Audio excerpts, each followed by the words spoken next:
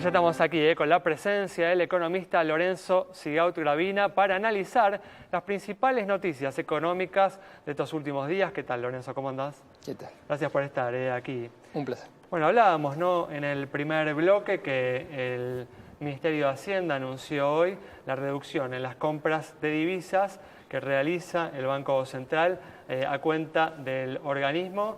Estas compras diarias pasarán, ¿no?, de los 100 millones que se venían realizando a 50 millones en los próximos días. Veíamos, Lorenzo, esto como un intento, ¿no?, del gobierno de avanzar hacia una normalización del mercado cambiario. ¿Vos cómo lo ves?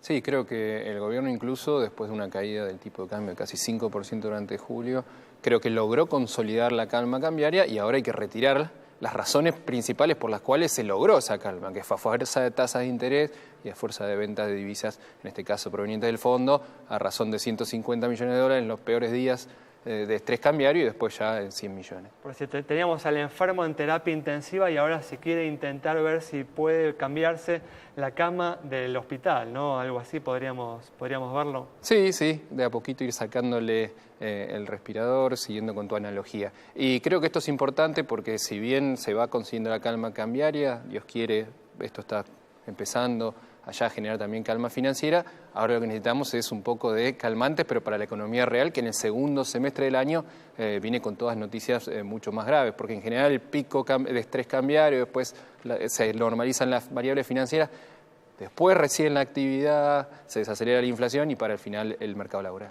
¿Te pareció igual acertada la decisión de empezar con este proceso de normalización ahora? Bueno, de hecho comentábamos en el primer bloque que hubo algunos vaivenes en el mercado cambiario, no quedó claro cómo han tomado, ¿no?, los inversores esta decisión, ¿no?, del Ministerio de Hacienda, del Banco Central.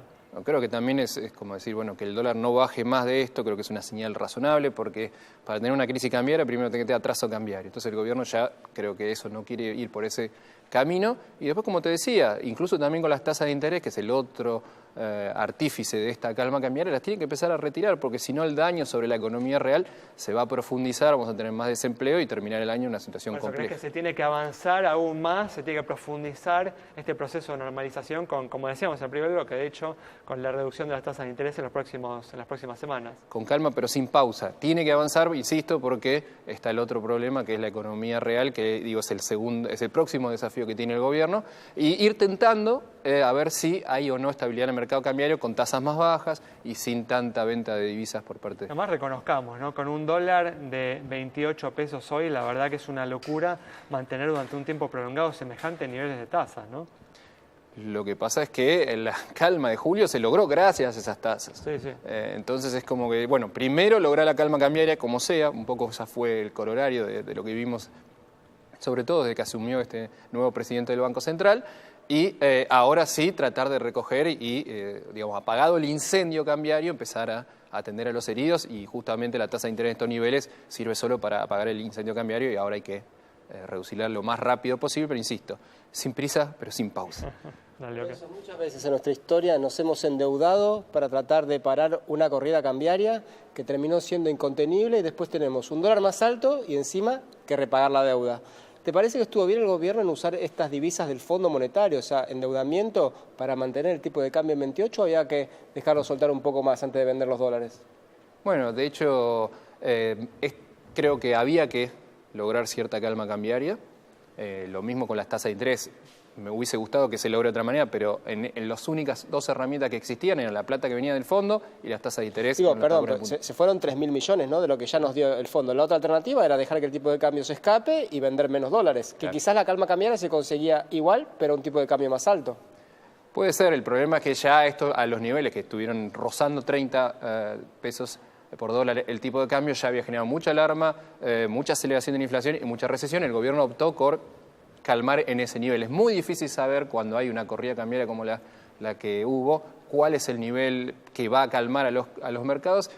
El gobierno pensó que era 28 y ahí jugó. Podría haber sido 30 tranquilamente, pero creo que cada vez cuanto más se te escapa el dólar en la Argentina más sensación de crisis hay, y eso en las expectativas y en la confianza de la gente es importante frenarlo. También hay que decir que al menos una parte, ¿no?, de los dólares que vendió el Banco Central a cuenta del Ministerio de Hacienda se hubieran vendido de todas maneras, porque son los dólares que vienen del financiamiento que el gobierno, que el Estado usa para financiar el déficit fiscal, ¿no? Sí, por eso esos son dólares que el déficit fiscal en la Argentina es principalmente para pagar jubilaciones, salario, etcétera, todo. Aún si no hubiera habido corrida cambiaria en estos próximos meses, se tendría que haber vendido esos dólares en el mercado local, ¿no?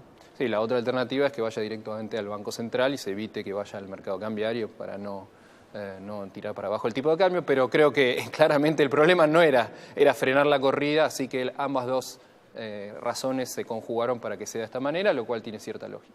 Estamos viendo, Lorenzo, un conflicto con los docentes de Buenos Aires y la provincia, tema salarial. ¿Ves que de aquí a fin de año, con estas tasas de inflación, puede recrudecerse el tema social y salarial? Sí, creo que la realidad es que la inflación ha puesto todos los pronósticos que tenía el propio gobierno. Pensemos que a fin del año pasado se discutía subir la meta de 8-12% para este año a 15%. Esa era la gran discusión. Hoy o ayer, estos últimos días, Macri diciendo que la inflación va a ser 30% y lamentablemente probablemente supere el 32%, que es el límite máximo de alguna manera de tolerancia del acuerdo con el Fondo Monetario. Y la realidad es que las paritarias se han quedado muy por detrás. Algunos inicialmente ya acordaron cerca de 15%, que en realidad era un 20% cuando tenés algunos artilugios, o el primer trimestre del año se dieron unos aumentos adicionales por la reapertura de paritarias o cláusulas que se activaron del año de la paritaria anterior. Pero con una perspectiva de firmar solo por 15 de abril para fin de año, claramente eso no cierra para ninguna familia, para ningún trabajador, y es por eso que ya están subiendo y ya se están reabriendo, para bien o para mal, las paritarias para tratar los salarios de, no digo empardar a la inflación, pero por lo menos acercarse a un 25 o un 28%. Sí, he visto, ¿no?, que al propio gobierno le ha interesado en algunos casos reabrir estas paritarias justamente para evitar, ¿no?, el impacto recesivo que podría tener la devaluación si se mantienen los aumentos del 15% que se habían acordado a principios de año, ¿no? Y es muy interesante. Para el sector privado sí, para el sector público austeridad fiscal no. No hay reapertura, y ahí es donde está mucho más fuerte el conflicto, porque los empleados públicos efectivamente este año van a perder más de 10 puntos contra la inflación. Es una caída de salario real muy fuerte, y esto está a nivel nacional. Provincial, hay algunas provincias que han podido dar un poquito más de aumentos, pero estamos hablando que el sector público, en particular los empleados públicos, están sufriendo una mayor quita del salario real. Bueno, eso indiscutiblemente tiene que ver, ¿no?, con el objetivo exigente, ¿no?, de reducción del déficit al que se ha comprometido el gobierno con el Fondo Monetario Internacional. Exactamente.